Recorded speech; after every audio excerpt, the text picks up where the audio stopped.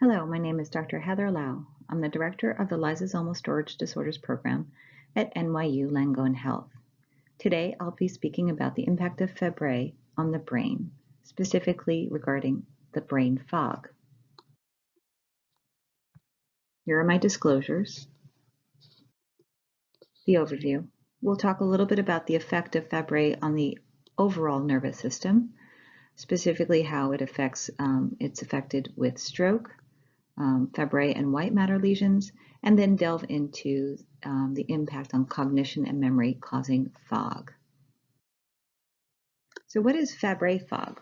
Well, we hear our patients reporting it in our clinic, and those of you have been reporting it to each other. Reports difficulty in memory and concentration. Yet, most patients don't meet criteria for actual dementia or mild cognitive impairment. And so what is the etiology of this? Is it related to the stroke? Is it related to the burden of white matter lesions? Is it related to depression or anxiety? Or is it multifactorial? So let's look a little bit more at the effect of Fabry on the nervous system to understand better the complications associated with it and whether or not it could relate to this experience of fog. So when we look at Fabry disease, it's a multisystemic disorder that affects not only the heart and the kidneys, but the central nervous system and the peripheral nervous system. And here we just highlighted in red the association with the nervous system. So psychological issues, stroke, hearing loss, even GI dysmotility is associated with nervous system dysfunction, the peripheral neuropathy manifesting as pain and pain crises, and sweating difficulties. So as you can see, Fabry disease affects both the central nervous system and the peripheral nervous system. The central nervous system, by definition, includes the brain and the spinal cord. The peripheral nervous system is everything else outside of that, including the nerves that send motor signals to the body and the sensory receptors that serve to send information back to the brain, as well as the autonomic nervous system. So here's the peripheral nervous system. Both motor function is included in these nerves and sensory. And here we see the autonomic nervous system that controls our sympathetic and parasympathetic nerves and our enteric or GI. Our autonomic system is actually silently controlling all our bodily functions, including breathing, heart rate, body temperature, sweating, our digestive processes, and overall our fight or flight, our adrenaline or our parasympathetic division. So let's hone in on the central nervous system dysfunction in Fabry and see how it could relate to this experience of fog. So we know that the central nervous system is affected in Fabry, most likely, and most often in classical. It's evidenced by the deposition of that substrate, GL3, in the walls of blood vessels that feed the brain, which is shown here in the diagram. Those blood vessels feed all aspects of the brain, and there's irregularities in these blood vessels that can lead to local inflammation, reactive oxygen species. It can lead to a vulnerability of these vessels, and they get damaged. There is some evidence of GL deposition directly in the neurons, those critical cells of the brain and the spinal cord. Okay, and this can lead to strokes or mini strokes or transient ischemic attacks or TIAs, and probably underlies the reason why we see this white matter hyperintensities on brain MRI. How common is stroke in Fabry? Well, when we look at some case series, we see that it's as high as a quarter of all patients may suffer some sort of cerebrovascular event over their lifetime. In the Fabry registry, we see a prevalence of almost 7% in men and 4% in women. Ischemic strokes and TIAs are the most common types of strokes in Fabry. Those are where we deprive oxygen in the brain due to a blood clot forming. Hemorrhagic or bleeding events can occur, and they're more common among the men than women. So when we look at the data from the Fabry registry, we see the median age at first stroke of 39 for men, and a little bit later at 46 years for women. Strokes can occur anywhere in the brain, and so their symptoms can manifest as many different things. It could be sudden slurred speech, an asymmetry of your smile, focal weakness of an arm or leg, dizziness, confusion, vertigo, or difficult understanding speech. They can also be very silent, and we only find evidence of a prior stroke on MRI. Recognition is critical because sometimes we can help break up a clot if it's formed and causing the stroke. So let's move on to that white matter that we talk about. We talk about this white matter burden in Fabry disease. So our brain is differentiated into white matter and gray matter. And the white matter is the area over here that shows the long processes from our neurons. Those long processes transmit signals, electrochemical signals throughout the body. And they're insulated, just like regular wires are. These wires are insulated with myelin. And so when that myelin gets damaged, it leads to a brightness on a certain MRI sequence, and that's the white matter hyperintensity or the white matter burden or lesion we're talking about. The wires underneath may still work, and so you may not manifest any symptom, but silently we might see in a routine brain MRI of our patients with classical Fabry, we might see some white matter lesions. So why do they occur? We're not sure if it's from these vessel irregularities from that deposition of GB3. And as I said before, they could be asymptomatic. And sometimes, if you're not diagnosed with Fabry, it can lead to a misdiagnosis of MS or other types of leukodystrophies. And so you can see here all the areas that are white or abnormal. But this doesn't necessarily correlate to an actual symptom in the patient, at least not at first glance. So the patient's talking and going about their business, and they just have this white matter burden accumulate over time. How common are they? Well, in a study in 2018 looking at across all studies, about 900 studies, we saw they took 46 studies to look at their reports on white matter burden, and they found it was found in 46% of patients with Fabry. So almost half of all patients with Fabry in these studies demonstrated some sort of white matter lesion. And about 16% of these patients, which were 31 of 189, showed a substantial amount of white matter burden. Men and women were equally affected, but we did see it occur at younger ages in men. Patients with classical Fabry had a higher chance of white matter, but we did see it in non-classical patients as well. In a follow-up of over 3 years, we did see progression in about 25%. So progression was seen both equally in men and women, with and without enzyme replacement therapy, but at an earlier age in men. So again, this is highlighting that even ERT, enzyme replacement therapy, is not likely getting to the brain to prevent or change the course of these white matter lesions.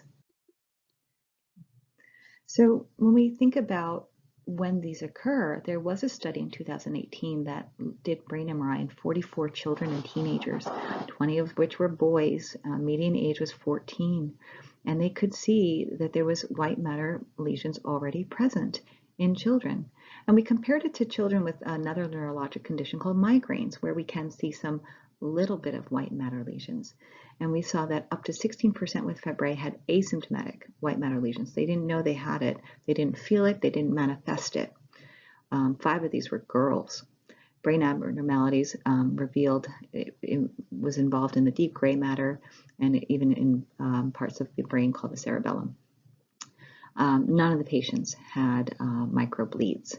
So in these patients, 90% had signs or symptoms of Fabry, so they were actively having symptoms. So what does that mean? What does it mean to have a white matter lesion for a patient with Fabry?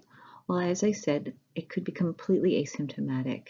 And we extrapolate that from patients with migraines. In between migraines, they're functioning fine, but if you do an MRI on someone with migraines, you might see some. However, it might be a reflection of overall vessel health. And, it does seem to be related somewhat to maybe an increased risk of stroke later in life. Okay? So as that burden increases, it could contribute to dementia in the elderly. If we look at other patients who have other cardiovascular risk factors, they do develop a vascular dementia from vessel leakage, and it's distinct from Alzheimer's. But we're not seeing it as much in Fabry. And as I said before, does ERT prevent this? So far, we don't have clear evidence that it prevents white matter progression. And so in this study, again in 2018, looking at 149 participants, it didn't seem that there was any association with it, but long-term follow-up is needed. So it's not helping or hurting the brain in this case. So we don't have a lot of evidence that ERT crosses into the blood-brain barrier and helps it. Okay, so let's move on to more about memory and cognition. So when a patient is describing FOG, it's not clear what is exactly being affected in the brain, correct? And so as a physician, and I listen to my patients have an issue with their memory, or they feel foggy or inattentive, it's important to listen and take it very seriously to find out potential causes.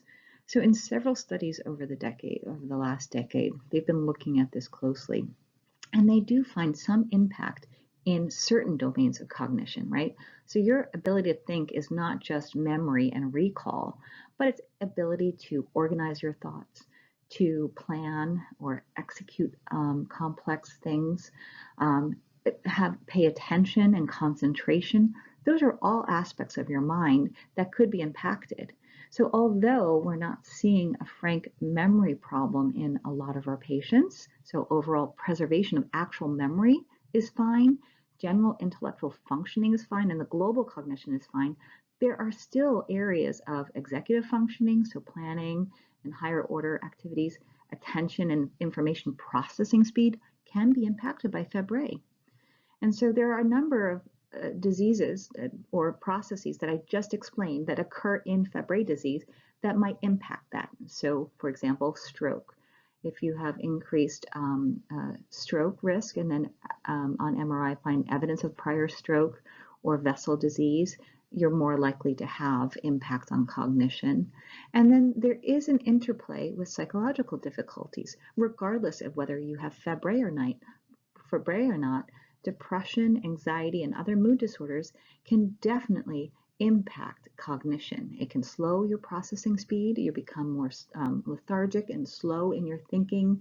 Your attention might be distracted by the negative thoughts, or overall, you're just not functioning and planning well. So it's not that you have an actual dementia, but your psychological state could impact your processing of information and give you a fogginess. Okay. So what are some predictors of whether or not you're going to have this fog or this subjective cognitive impairment? So some of it is if we do see some evidence of post-ischemic or stroke abnormalities on your brain MRI, and some of the white matter lesions, although we don't have a direct correlation. We don't know how much white matter will translate to a problem later with fog or cognition or memory or attention. Okay, but we do see that overall Fabry disease severity and pain are not necessarily predictors of developing cognitive impairment in Fabry. So it's not clear cut here. So let's take a look at a couple of studies in the next few slides. In 2018, they looked in the Danish registry of 41 patients. 29% did meet criteria of cognitive impairment. They had tests of psychomotor speed and attention and executive, and those were the areas, as I said before, that had the highest frequency of impairment. So they could recall things, but they were slower to recall, or their attention span was not as good. And in general, in this study, severity of disease was related, enzyme activity, severity of disease, enzyme activity, and years of onset of disease, and even depression did not have an impact on this.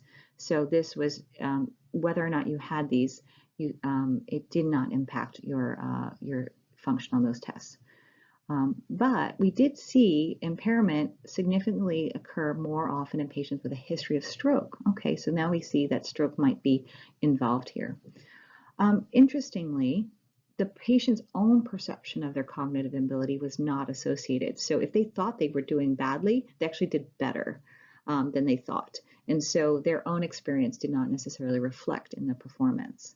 However, the absence of subjective complaints doesn't exclude the presence of an objective. So a patient that's not complaining to you of cognitive impairment or fog, you should still look for it, because maybe there are subtle changes in their attention and their speed of thought and their executive functioning. In 2020, another study looked at the white matter, see if we could tell if the burden correlates with cognitive impairment and disease severity. They looked at 31 patients, 14 were males, 19 healthy controls, and they used some prior data as well. They did comprehensive neuropsychological testing, looking at processing speed and executive function. They also measured the burden of anxiety and depression on scales, as well as the Fabry disease severity. And they did this very sophisticated MRI, a technique called diffuser tensor imaging, which shows the tracks of the neurons and those processes. And they showed that beyond the white matter changes on MRI, that it did disrupt that fine structure of the brain in Fabry. And there was a correlation with the impact on those tracks, correlated strongly with deficits in processing speed of thought and clinical disease severity. Okay, so here's some pretty pictures of this. So these MRIs are superimposed on the tracks where those long processes from the neurons start to go and communicate to each other. They show abnormalities in patients with Fabry, and it correlated with those who had increased disease severity and some cognitive impairment, particularly in attention and executive function. Okay, so what about cognition and depression in Fabry in another study in 2020? This was one of the largest studies, 81 patients. They completed, 94% completed both cognitive and depression assessments at baseline. Mean age was 44 years, 34% were men, 75% were classical. They showed at baseline only in 4 patients did they have significant decrease in cognitive functioning. So that's good news, right? So most patients were fine on their cognitive and depression cognitive assessments, and they were not, these changes that those 4 patients were not related to sex or phenotype, stroke history, or depression scores. So it's independent of depression. Now, depression was found in 38% of our patients at baseline. And so what they did was then follow them up and repeat this 1 year later, and there was no significant change in cognitive functioning in the patients. They did show an improvement in the depression scores in 6 patients at 1 year follow-up. So this kind of highlighted what was already found in a prior study in 2015, which also showed an 8-year follow-up of neuropsych symptoms. So here, again, we're seeing that, you know, on a battery of tests, we didn't see significant dysfunction, and we didn't see it change over time. However, what they didn't ask was, how did the patient actually feel? So once again, that subjective feeling of fog was not reflected in these batteries of assessments. Right, this is a little wordy, but in 2021, just this past February, another series of patients were looked at, 13 patients, 8 female, 5 men, again in their 40s. They were educated. 3 men had classical, and 6 patients were on ERT. 2 patients did have a history of medical depression, but were currently in remission. They did show some white matter lesions in up to 40%, and 46% did have a history of stroke. At first follow-up testing, they did testing 2 to 4 years after baseline testing, and this included 6 patients. Okay, so let's look at their data. And that showed normal cognitive functioning in 13 adult patients at baseline, and that remained stable over 5 years, which is really reassuring that they had no changes. They scored well on every test for executive functioning, attention, psychomotor, visual, spatial, and language. And so they were much better than expected and compared to previous studies. But then again, these are very small numbers, and they did have a higher total mean years of education, which is thought to be protective against age-related cognitive decline. So here we see, you know, differences in studies. So let's look at one more in 2019, looking at 81 patients again. So subjective complaints were reported in 64%, but objective was only seen in 13 patients, or 16%. 31 patients had a high score on a depression scale, and that correlated actually better with subjective complaints. So the more that they felt like they had memory issues, it was more associated with their depression scale. So they were depressed rather than any performance difference on actual cognitive testing. So objective cognitive impairment is present in Fabry patients, in this study 16%, and they needed further workup. However, those who actually reported that subjective complaint is more related to active depressive symptoms than objective difficulties on the battery of tests. Okay, so depression is a huge effect on a person's own perception of their cognition, and we do know that there's a high prevalence of depression and Fabry disease, ranging in studies from 15 to 60%. And the most common factor associated with depression is neuropathic pain, which makes sense. So the strongest predictor of depression was the degree to which the Fabry symptoms interfered with life. So if there's a significant impact on quality of life, there's a more likelihood that you would go on to develop depression. However, stroke symptoms were not strongly predictive of depression. Okay? So it's important, they looked at treatment of depression in Fabry, and improvements in depression were correlated with improvements in mental health, quality of life, subjective pain. Improvements in the quality of life were then improvements in adaptive functioning. Okay. All right. So what are these conclusions? What can we draw from all of this? Well, there is definitely an impact of Fabry on cognitive functioning, no question, and can cause this fog, and this can impact quality of life. In the last decade, many studies have looked at this topic, but the results are variable. We do find relatively a preserved global cognitive function and memory, but there are repeated deficits shown in attention span, information processing speed, and executive function and overall psychomotor function, so slowing. But it's hard to compare these studies. They're small and they differ in study design, but it is coming out that it's not a frank dementia, but this fogginess could be related to inattention and slowness in processing. It's unclear whether these are associated with environmental factors or as well. A few studies do suggest that there is a correlation with stroke and white matter lesions, right? A history of stroke, you're more likely to have some of this, but it's not absolute. And the disease burden, the white matter burden, that's very hard to exactly correlate or quantify that it will go on to develop into a fog. But depression is an important comorbidity in Fabry and has a well-known negative influence on executive functioning, regardless of Fabry or not. We know that depression can in fact affect your cognitive abilities, most likely in the executive functioning and attention, okay? But overall does not affect the memory, okay? So when a patient comes to me as a neurologist for evaluation of memory complaints or memory issues, we want to always rule out reversible causes, regardless of the diagnosis, okay? So whether or not you have Fabry, I'm still going to ask about how is your sleep? Do you have obstructive sleep apnea? Do you move a lot? Do you have something called restless leg? Do you have to get up frequently to go to the bathroom? That's all going to lead to fragmented sleep, and sleep deprivation, chronic sleep deprivation can lead to significant cognitive impairment and mimic dementia.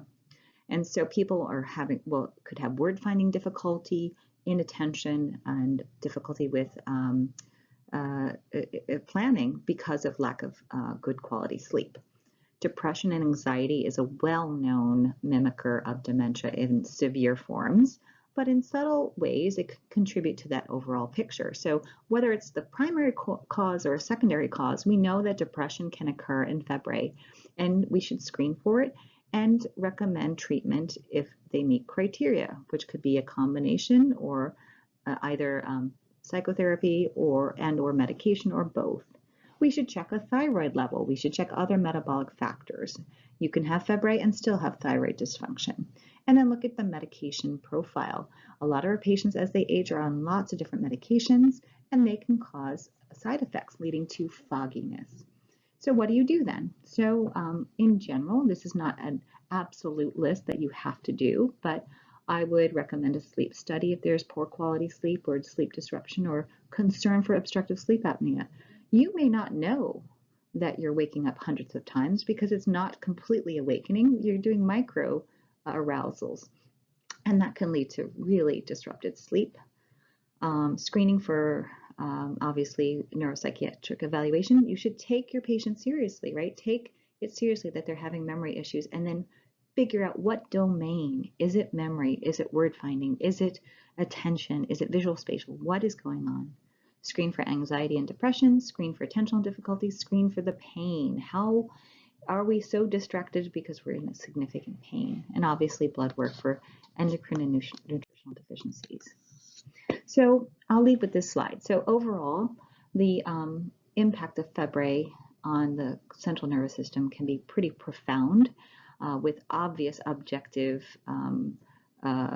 sequelae like stroke, but there's this subtle cognitive complaint that's very common among our patients that is likely multifactorial.